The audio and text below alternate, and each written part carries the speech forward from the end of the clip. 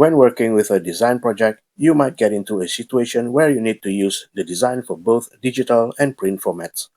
So you most likely need a CMYK color format for printing besides RGB. And if your design is in RGB now, here's how you can convert it to CMYK. I've already got my document open here, which contains some vector shapes. The document is in RGB and I'm gonna convert it to CMYK. To do this, I'm gonna deselect everything by clicking on any blank space or pressing Ctrl D, and I'm gonna go to the context toolbar here and click this button called Document Setup. Or I can just go to Document menu, Setup, and click Document Setup. So use whichever you find convenient.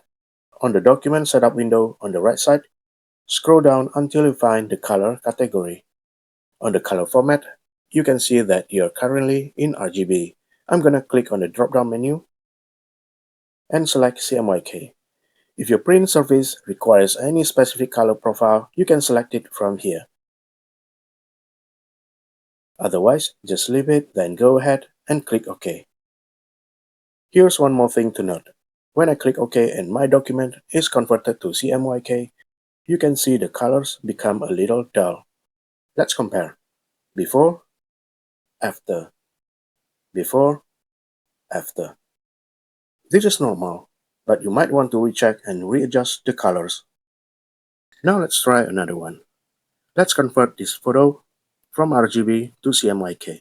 Press Ctrl D to deselect. Click Document Setup. Select CMYK in color format. Click OK. And the colors become a bit dull as well. So before, after, before, after. Similar to the vector shapes earlier, I can recheck and adjust the photo.